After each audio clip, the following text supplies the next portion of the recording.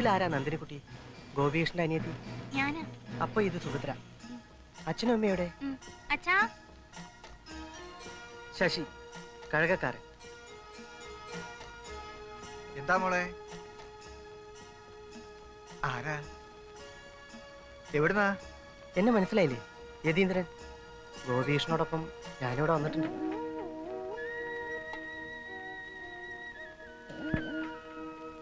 അമ്മയ്ക്ക് എന്നെ ഓർമ്മ വരുന്നില്ലേ?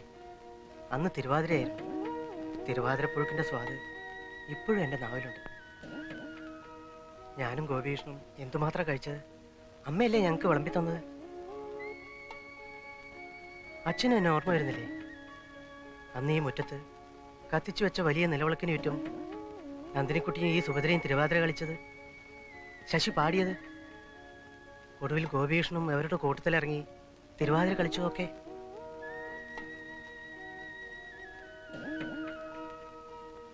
ഒരു സന്ധ്യയ്ക്കാണ് ഞങ്ങൾ വന്നത്.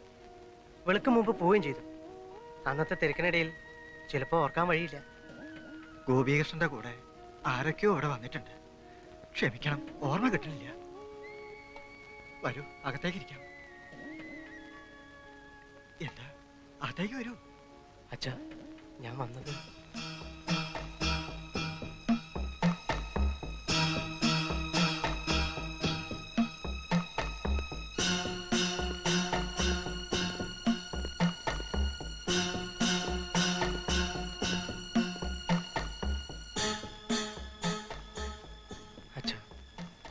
ഇത് ഗോപീഷിന്റെ ചിതാഭസ്മം.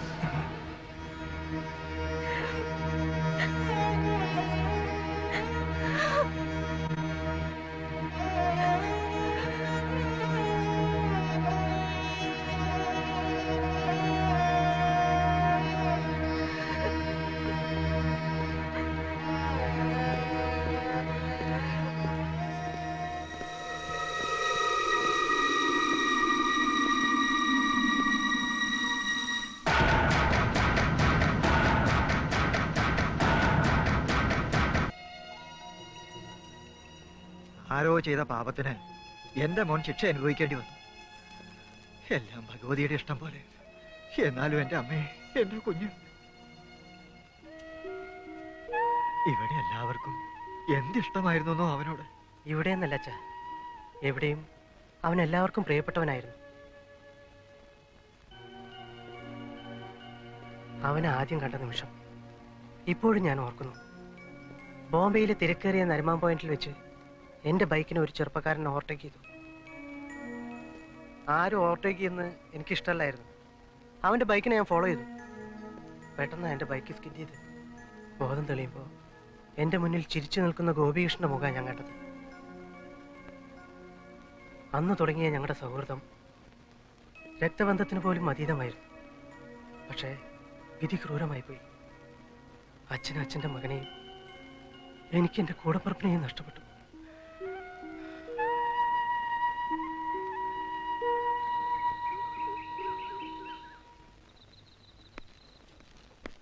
ഒന്ന് വേഗം വാടാ, ഇനി എന്ത് തകരാറാണെന്ന് അവിടെ ചെല്ലുമ്പോ അറിയാം. ഇതൊക്കെ ശരിയാക്കിയിട്ട് ഇനി എപ്പ വീട്ടിൽ ചെല്ലാനാ മോനെ? വേണ്ടേ, വണ്ടി വിടാൻ പോവാ. നിന്ന് പോയാൽ ഉന്തേണ്ടി വരും. സെൽഫില്ലാത്തതാ. അതൊരു പുതിയ കാര്യമല്ലല്ലോ, ദിനചര്യല്ലേ.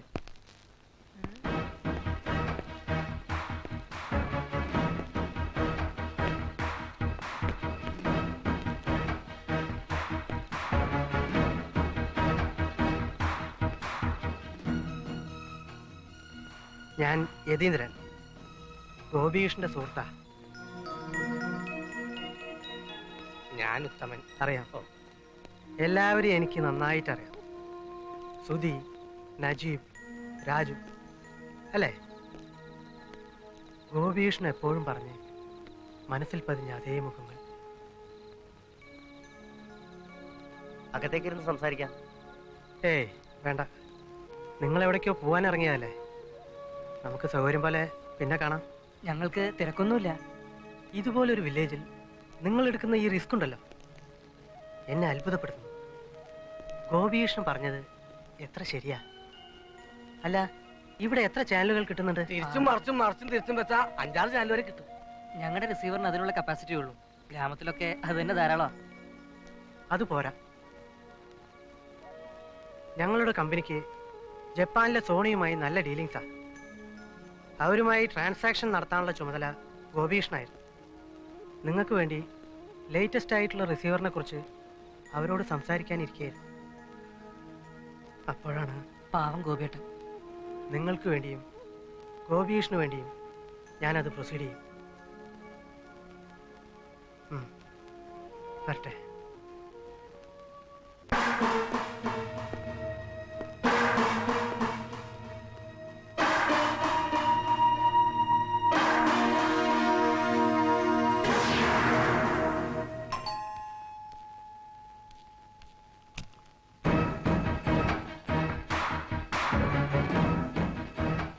ഞാൻ യതീന്ദ്രൻ.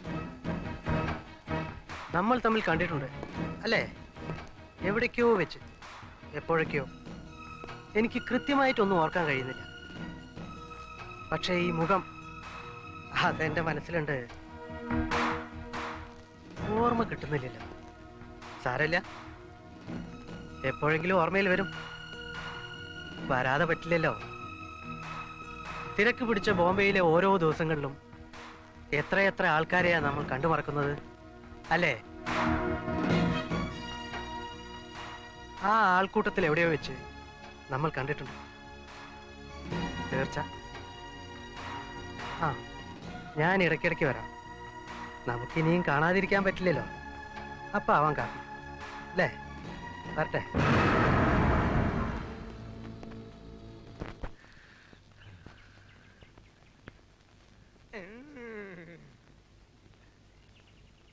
ആ, ഇതങ്ങോട്ട് പിടിച്ചേ. ആ. എനിക്ക് ക്ഷേത്രത്തിൽ പോകാൻ സമയമായി. ഇടിച്ചൂട്ട് പോലെ സാറൊന്നും തരട്ടെ. വേണ്ട വേണ്ട, നീ അവനെ ദുശീലങ്ങളൊന്നും പഠിപ്പിക്കണ്ട. ഒക്കെ ഉണ്ടായിരുന്നു. മദ്യം, പുകവലി, മുറുക്കാൻ എന്ന് വേണ്ട എല്ലാ ശീലങ്ങളും. പക്ഷേ ഗോപികൃഷ്ണ പരിചയപ്പെട്ടോടെ എൻ്റെ എല്ലാ ശീലങ്ങളും മാറി. അവൻ മാറ്റി.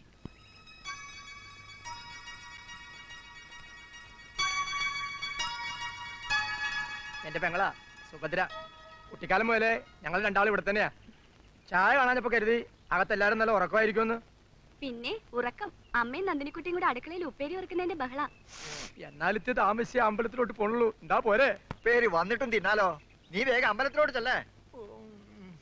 നാളെ അഖണ്ഡ നാമയജ്ഞം നടത്തേണ്ട ദിവസാ. ഒരുപാട് ജോലിയില്ലേ നിനക്ക്?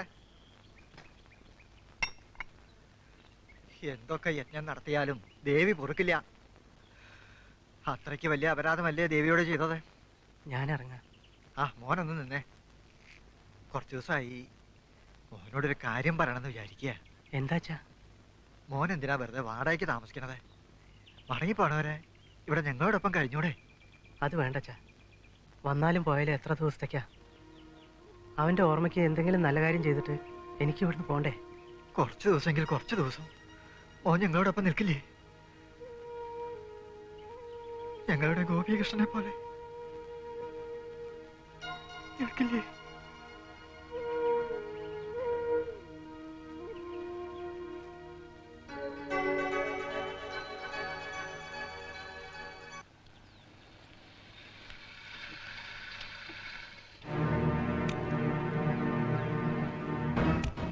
ആ, ഞാൻ പ്രതാപനൊന്ന് കാണാനിരിക്കുകയായിരുന്നു. എന്തിന്? എനിക്കങ്ങനെ ആരും കാണണ്ട. അല്ല, ഇതെന്താ പ്രതാപ? പിന്നെ കുട്ടികൃഷ്ണൻ അമ്മാൻ പലതും പറയും എന്ന് വെച്ച് ചെമ്പകശ്ശേരി തറവാടി കയറി കുടിയിരിക്കാമെന്നും കരുതണ്ട. ചോദിക്കാനും പറയാനൊക്കെ ആണുങ്ങളുണ്ട് ഇവിടെ. ഇതെന്താ പ്രതാപ ഇങ്ങനെയൊക്കെ സംസാരിക്കുന്നത്? പിന്നെ എങ്ങനെ സംസാരിക്കണമെന്നാ? കാണാൻ കൊള്ളാവുന്ന കല്യാണപ്രായമായ പെമ്പിള്ളേരുടെ വീടല്ലേ? താമസിക്കാൻ നല്ല രസം അല്ലേ? അതെ, ആ കാര്യം പറയാനാ ഞാൻ പ്രതാപനെ അന്വേഷിച്ചത്. ഗോപികൃഷ്ണന്റെ പെങ്ങൾ എന്റെയും പെങ്ങളല്ലേ? നന്ദിനിക്കുട്ടിയെ പ്രതാപന്റെ കയ്യിൽ ഏൽപ്പിക്കണമെന്ന് ഗോപികൃഷ്ണൻ എപ്പോഴും എന്നോട് പറയായിരുന്നു. അതിന് ഈ ഗോപികൃഷ്ണൻ എന്റെ മച്ചമ്പി ഇപ്പൊ ജീവിച്ചിരിപ്പില്ലല്ലോ. ഇനി ഇപ്പൊ അയാൾ കുഴിയിൽ എഴുന്നേറ്റ് വന്നാലും ഇതൊക്കെ നടക്കാൻ പോകുന്ന കാര്യം വല്ല ആണോ? ഏയ്, ഇതൊക്കെ പ്രതാപന്റെ വെറും തോന്നലാ. ഗോപികൃഷ്ണന്റെ ആഗ്രഹങ്ങളൊന്നും ഞാൻ ബാക്കി വെക്കില്ല. പ്രതാപ, നിങ്ങളുടെ വിവാഹം നടത്തിയിട്ടേ ഞാൻ തിരിച്ചു പോകും. എന്താ, വിശ്വാസം വരുന്നില്ലേ?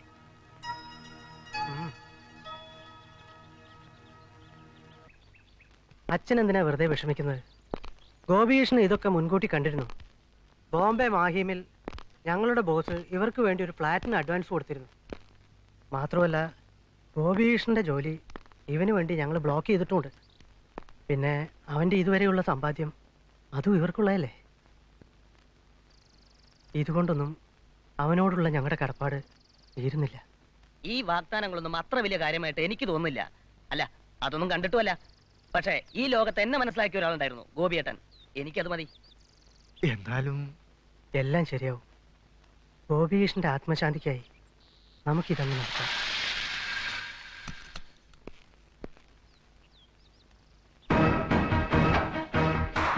ഞാനിപ്പോ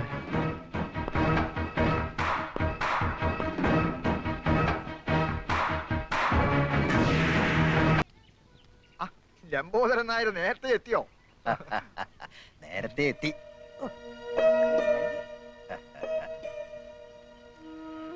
എന്നെ തെറിപ്പിച്ച് പ്രസിഡന്റ് ആവാൻ പറ്റില്ല എന്ന് ബോധ്യം വന്നപ്പോ ചിലര് വേറെ ചിലടവുമായിട്ടാ ഇപ്പൊ നടക്കുന്നത്.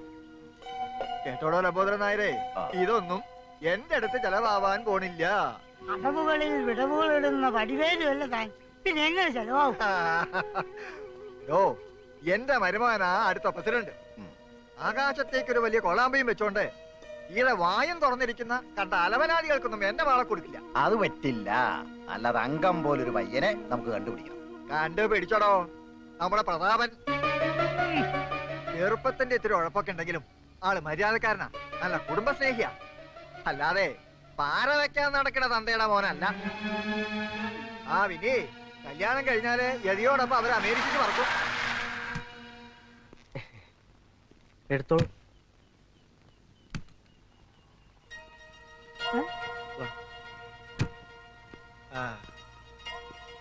ഇതൊന്നും ചിലർക്ക് പിടിക്കുന്നില്ല.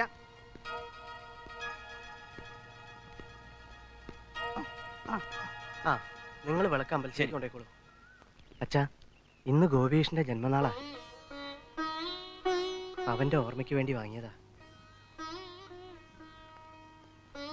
ഞാനൊന്ന് പ്രാർത്ഥിച്ചിട്ട് വരാം, എന്നിട്ട് നമുക്ക് ഒരുമിച്ച് വീട്ടിലേക്ക് പോവാം.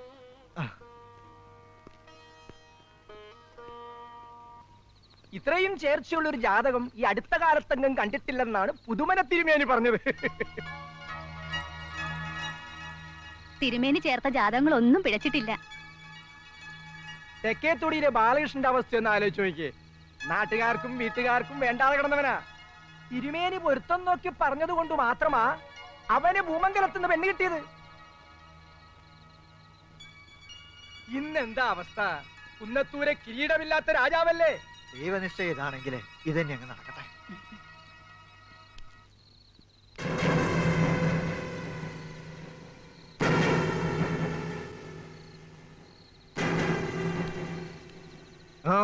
എവിടാ? എനിക്ക് നന്ദിനിക്കുട്ടി ഒന്ന് കാണണം. വേണ്ട, ഇനി ആ പേരും പറഞ്ഞ് ആരും ഇങ്ങോട്ട് വരണ്ട. ഇല്ല, എനിക്ക് കാണണം. പിന്നെ ഇത്രയും നാൾ കണ്ടതും കേട്ടതൊക്കെ മതി. എന്താ മനസ്സിലായില്ലെന്നുണ്ടോ? അത് താനങ്ങ് തീരുമാനിച്ചാൽ മതി. തൽക്കാലം ഞാൻ തീരുമാനിച്ചാ മതി.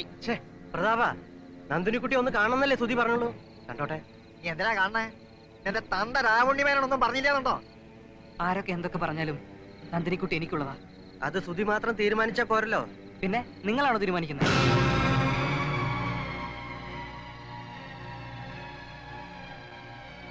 ഞാനല്ല, അത് നന്ദിനിക്കുട്ടി കൂടെ തീരുമാനിക്കേണ്ടല്ലേ സുധി. അവളെ വിളിക്ക്, അവള് പറയട്ടെ.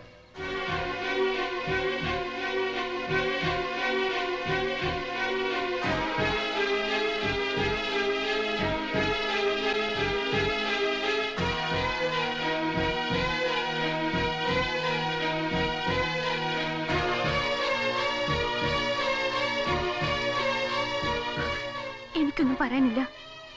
എനിക്ക് പറയാനുള്ളതൊക്കെ ഇവർ പറഞ്ഞു കഴിഞ്ഞു.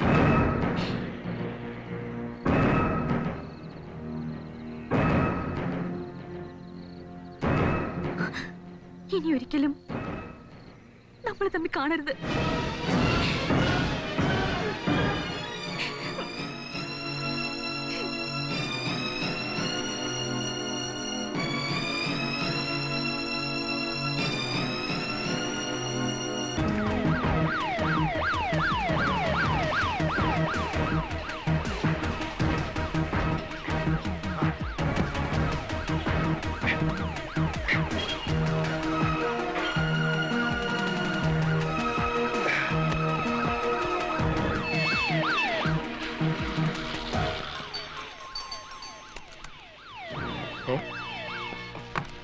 പുകയുണ്ട്, ഒന്ന് കൈകാര്യം ചെയ്യണേ. അല്ല,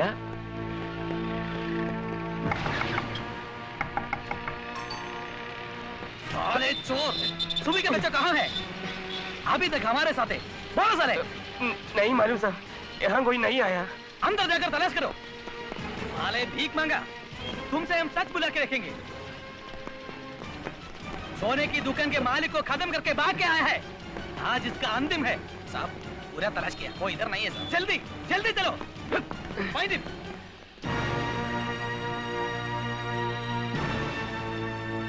ചാക്കിനകത്ത് കയറി സ്റ്റോർ റൂമിന്റെ സൈഡിൽ ചെരിഞ്ഞിരുന്നു. അവര് കണ്ടില്ല. പട്ടി കഴിവറാമോൻ, അവന്റെ ഒരു ചാക്ക് ഏത് നശിച്ച നിമിഷത്തിലാ നമ്മൾ തമ്മിൽ കണ്ടുമുട്ടിയത്. അത് നിനക്ക് ഓർമ്മയില്ലല്ലോ. രക്തത്തിൽ കുളിച്ച് ബോധമില്ലാതെ കിടക്കായിരുന്നില്ലേ? എന്തിനായിരുന്നടാ അന്ന് എന്നെ രക്ഷിച്ചത്? ആ ബൈക്ക് ആക്സിഡന്റിൽ പെട്ട് ഞാൻ മരിച്ചിരുന്നെങ്കിൽ എനിക്കിതൊന്നും കാണേണ്ടി വരില്ലായിരുന്നല്ലോ. എടാ, നന്ദിയേട് കാണിക്കാൻ എന്റെ മനസ്സ് അനുവദിക്കുന്നില്ല. അല്ലേന്ന് ഞാൻ പോലീസിൽ ഏൽപ്പിച്ചെന്നെ. അയ്യോ പാവം. യതീന്ദ്ര, നിന്റെ ഈ ചിരി ഉണ്ടല്ലോ, എനിക്ക് ചൊറിഞ്ഞു വരുന്നു. അധികം ചൊറിയണ്ട. നിനക്ക് നിന്റെ വഴി, എനിക്ക് എന്റെ വഴി. ഞാൻ കക്കേ കള്ളക്കടത്ത് നടത്തുക എന്ത് വേണമെങ്കിൽ ചെയ്യും. ആഹാ, എന്നാ പോടാ, പോയി നശിക്ക്. ഈ തലയെടുത്തെന്ന് പറഞ്ഞാലേ തൂത്താ പോവുമല്ല. വേഗം ചെയ്യ്.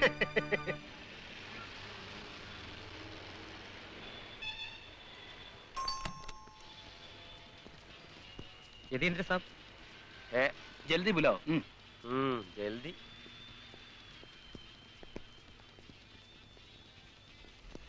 ചെല്ല് ചെല്ല്. വല്ല മാർവാടിയുടെയും സമ്പാദ്യം കുലയോടെ ചെത്തിക്കൊണ്ട് വന്നിട്ടുണ്ടാവും. മേടിച്ചോണ്ട് പോയി ഞണ്ണ്. साहब बॉस आ गया। ആ, എന്റെ കുന്നത്തൂരമ്മേ, അവൻ ആവത്തൊന്നും വരുത്തരുതേ. वो 11 बजे बीच में आएगा। काला चश्मा और सफेद दस्ताने पहन की एक नीग्रो, एक काला भूत जैसा। बाकी हम जैसे बोला विक्रम। भला हो। Thank you sir. ഇവനൊന്നും ഒരു കാലത്ത് നന്നാവില്ല.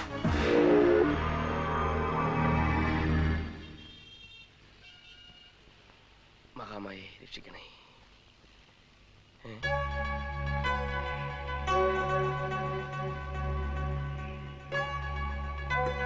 ഇതെന്തോന്നാടാ? ശംഖ്, സ്വർണ്ണ ശംഖ്. അതെനിക്ക് മനസ്സിലായി. ഞാൻ ചോദിച്ച ഇതെങ്ങനെ ഇവിടെ വന്നു എന്നാ. ഏത് ക്ഷേത്രത്തിലേടാ ഇത്? ആവശ്യമില്ലാത്ത കാര്യങ്ങളൊക്കെ നീ എന്തിനാ അന്വേഷിക്കുന്നത്? ഇതിന്റെ ചരിത്രവും ഭൂമിശാസ്ത്രവും ഒന്നും എനിക്കറിയില്ല. ഓസ് ഇന്നലെ വിൽക്കാൻ തന്ന കൂട്ടത്തുനിന്ന് ഞാൻ അടിച്ചു മാറ്റിയാ. 1 കിലോ കാണും അല്ലേ? ദൈവത്തിന് നിരക്കാത്ത നീ കാണിക്കരുത്. ഓ പിന്നെ ദൈവത്തിന് നിരക്കായിക. ജീവൻ പണയം വെച്ചുള്ള കളിയാ. അതിന് തക്ക പ്രതിഫലമൊന്നും അയാൾ തരുന്നില്ല. പിന്നെ ഇവനൊക്കെ ഏത് സമയവും നിറം മാറാം. എപ്പോ വേണമെങ്കിലും എന്നെ പറിച്ചെറിയാം. അതുകൊണ്ട് എന്റെ ഗോപികൃഷ്ണ, 50 ലക്ഷം അയാൾക്ക് കിട്ടുമ്പോ 5 ലക്ഷം ഞാൻ എടുക്കും. അതിലെന്താ തെറ്റ്? എടാ, ഈ ശംഖ് ഏതെങ്കിലും മഹാക്ഷേത്രത്തിലെ പൂജാദ്രവ്യമായിരിക്കും. ഇത് കാണാത്തതിന്റെ പേരിൽ ഒരു സമൂഹം മുഴുവൻ ദുഃഖിക്കുന്നുണ്ടാവും. എന്തെല്ലാം അനർത്ഥങ്ങൾ ഇതുമൂലം ഉണ്ടാവും നിനക്കറിയോ? ചിലപ്പോ ഒരു നഗരം മുഴുവൻ വർഗീയ ലഹളയിൽ കത്തി അമരുകയാവും. യതീന്ദ്ര, ദൈവത്തിനോടുള്ള കളി നിനക്ക് നല്ലതിനല്ല. നീ ഇത് തിരികെ ഏൽപ്പിക്കാൻ നോക്ക്. നല്ല കളിയായി. ഇത് മോഷ്ടിക്കാൻ പെട്ടതിന്റെ പാട് എനിക്കല്ലേ അറിയൂ. അതേടാ, പാട് തന്നെയാ. ഞങ്ങളുടെയൊക്കെ വിശ്വാസത്തിന്റെ കാവലിലാടാ കോടിക്കണക്കിന്റെ ഈ സ്വത്തുക്കളൊക്കെ ക്ഷേത്രത്തിൽ സൂക്ഷിച്ചിരിക്കുന്നത്. എന്തോന്ന് വിശ്വാസം, എന്തോന്ന് ദൈവം. എടാ, കൺമുമ്പ് കാണാത്തൊന്നും വിശ്വസിക്കരുത്. നീ ദൈവത്തെ കണ്ടിട്ടുണ്ടോ? ഉണ്ടടാ. എന്റെ കുന്നത്തൂരമ്മ എപ്പോഴും എന്റെ കൂടെ ഉണ്ട്. നിനക്കറിയോ, അമ്മയുടെ വിലമതിക്കാനാവാത്ത മണിച്ചിലങ്ക നാട്ടുകാരുടെ വിശ്വാസത്തിന്റെ മാത്രം സംരക്ഷണത്തിലാ നൂറ്റാണ്ടുകളായി ക്ഷേത്രത്തിൽ സൂക്ഷിച്ചിരിക്കുന്നു. അതെന്താ ആരും എടുത്തോണ്ട് പോകാത്തത്, മോഷ്ടിക്കാത്തത്? നീയൊക്കെ 100 ജന്മം തപസ്സിരുന്നാലും അതിലൊന്ന് തൊടാൻ പോലും പറ്റില്ലടാ. ഞങ്ങളുടെ ഗ്രാമത്തിന്റെ ചൈതന്യമാണത്. ഞങ്ങളുടെയൊക്കെ രക്ഷയാണത്, ജീവനാണത്. അതുപോലെ ദിവ്യമായ ഏതോ ക്ഷേത്രത്തിലെ ശങ്കാണിത്. ഇത് തിരികെ എത്തിക്കുന്ന യതീന്ദ്ര നിനക്ക് നല്ലത്. ദിവ്യമായ ശംഖ്, അതിലും ദിവ്യമായ മണിച്ചിലങ്ക. യതീന്ദ്രനെ കുറച്ച് ദിവസങ്ങളായി ബോംബെയിലെങ്ങും കാണുന്നില്ലെന്ന് പറഞ്ഞ് വിഷമിച്ചെത്തിയ ഗോപികൃഷ്ണനെ ഞാൻ ആശ്വസിപ്പിച്ചയച്ചു. ഏറെ വൈകും മുമ്പ് യതീന്ദ്രൻ മടങ്ങിയെത്തി. നീ പറഞ്ഞപ്പോഴൊന്നും ഇത് ഇത്ര ഗംഭീരമായിരിക്കുമെന്ന് ഞാൻ കരുതിയില്ല. ഈ മണിച്ചിലങ്ക ബോസിന് ഭയങ്കരമായിട്ട് ഇഷ്ടപ്പെട്ടു. ആ പിന്നെ കച്ചവടം ഉറപ്പിച്ചു. യൂറോപ്പിൽ നിന്ന് വന്ന സാഹിബിന് ഇത് കൂടിയേ തീരൂ. ആ യൂറോപ്പിലേക്ക് കപ്പൽ കയറുന്നതിന് മുമ്പ് നിന്നെ ഒന്ന് കാണിച്ചില്ലെങ്കിൽ കഷ്ടമല്ലേ? ഒന്ന് തൊട്ടു പണിയിക്കോ.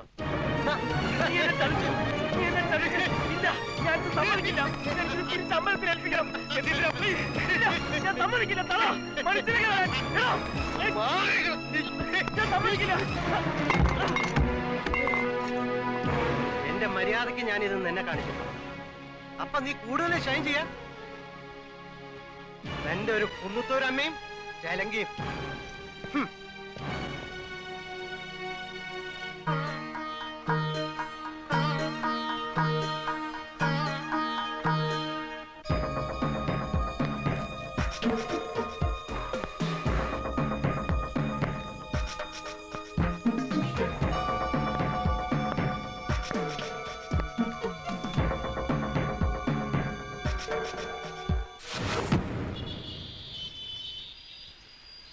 ചതിച്ചു. യതീന്ദ്രൻ നമ്മളെ ചതിച്ചു. ഇത് കുന്നത്തൂരമ്മയുടെ മണിച്ചിലങ്കയാ. നഷ്ടപ്പെടരുത്. എങ്ങനെയും ഇത് കുന്നത്തൂർ എത്തിക്കണം. എത്രയും പെട്ടെന്ന് ഇതുമായി ഇവിടുന്ന് രക്ഷപ്പെടണം. ഞാൻ പുറകെ വന്നോളാം. ശരി.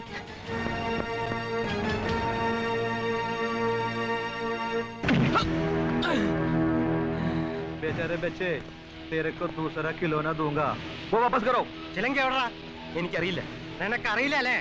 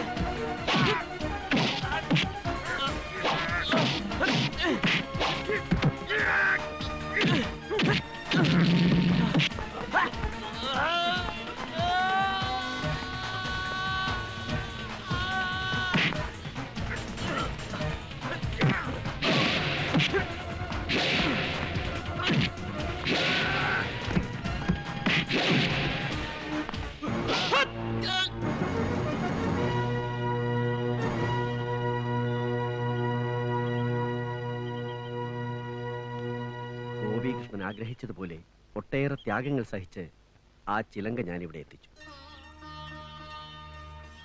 അത് തിരുനടയിൽ എത്തിക്കാൻ നിങ്ങൾ എന്നെ സഹായിച്ചാൽ ദേവി എന്റെ കുഞ്ഞിനെ അനുഗ്രഹിക്കും. ഇപ്പൊ ചിലങ്ക എവിടെ?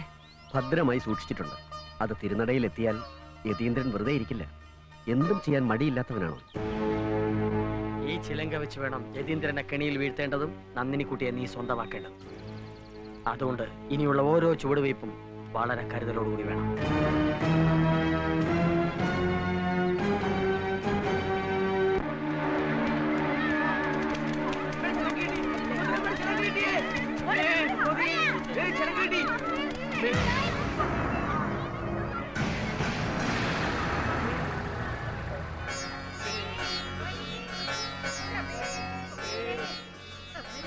അമ്മേ, സർവ്വ പാപങ്ങളും തീർത്ത് നീ ഞങ്ങളെ കാത്തുരക്ഷിക്കണേ. വെളിച്ചപ്പാടിനെ വിളിച്ചോളൂ. തിരുനടയിലേറ്റുന്നതിന് മുമ്പായി ശുദ്ധികലശവും പൂജകളും നടത്തണ്ടേ? അതുവരെ ചിലങ്ക സൂക്ഷിക്കുന്ന ഉത്തരവാദിത്വം കമ്മിറ്റിക്കാരെ ഏറ്റെടുക്കണം. അങ്ങനെയെങ്കിൽ ആ ചുമതല പ്രസിഡന്റിനുള്ളതാണ്.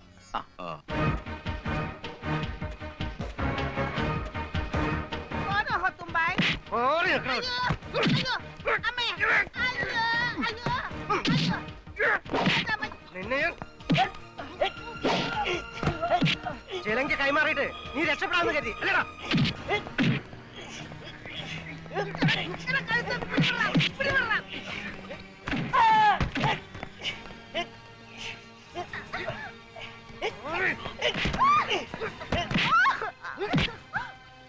എന്റെ ഒരു കാമുകനും സെന്റിമെന്റ്സും ചിലങ്ക തിരിച്ചേൽപ്പിച്ച ചത്തുപോയ എന്നിട്ട് ഗോപികൃഷ്ണൻ തിരിച്ചു വരുമെന്ന് കരുതോടി.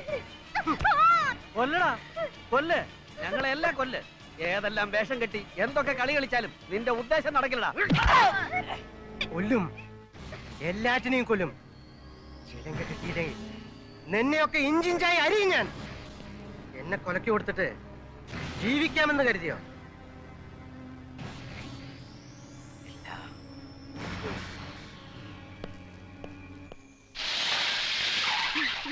എന്താ ധൃതിയില്? മാറി എടോ മേനോനെ, എനിക്ക് മണിച്ചിലങ്ക കാണണം.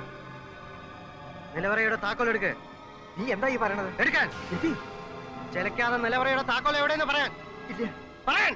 ഞാൻ തരില്ല. എടുക്കാൻ. ശശി,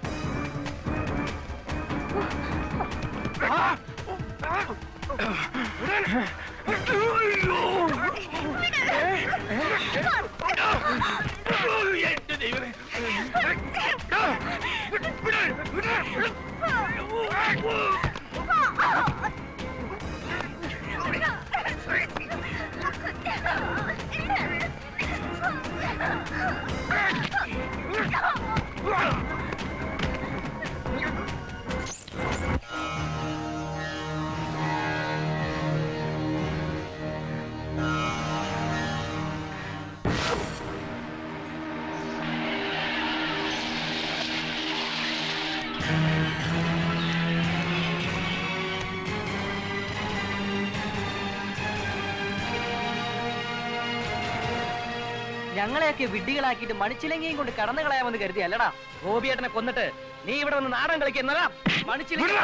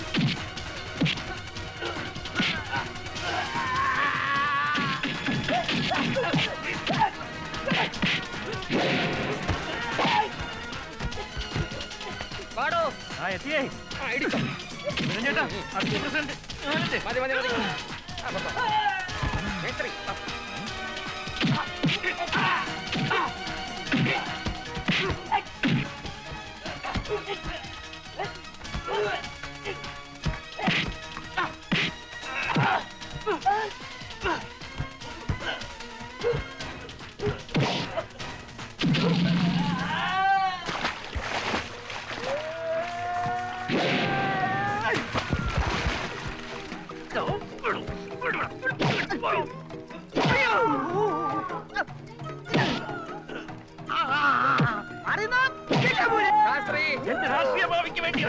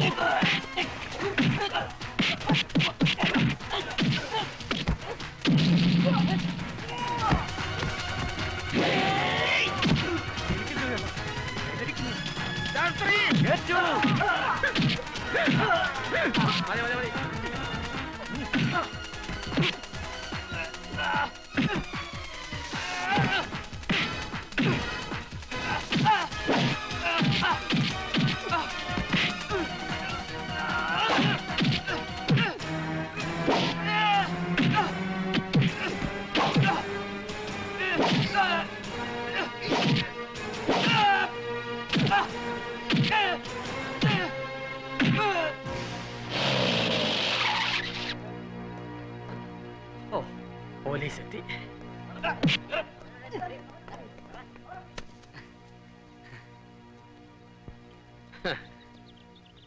ഇപ്പോഴെങ്കിലും ഈ ജവഹരക്കുറിപ്പിനെ ശരിക്കും മനസ്സിലായി കാണുമല്ലോ അല്ലേ?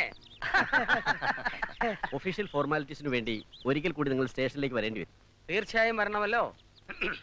കുന്നത്തൂർ നിവാസികളുടെയും അവരുടെ സ്വന്തം പ്രസിഡന്റായ ജവഹരക്കുറിപ്പിന്റെ കഴിവും ബുദ്ധിശക്തിയും അവശേഷിക്കുന്ന സങ്കീർണങ്ങളായ കേസുകൾക്ക് തുമ്പുണ്ടാക്കാൻ വേണ്ടി വിനിയോഗിക്കുമെന്ന് ഇതിനാൽ പ്രതിജ്ഞ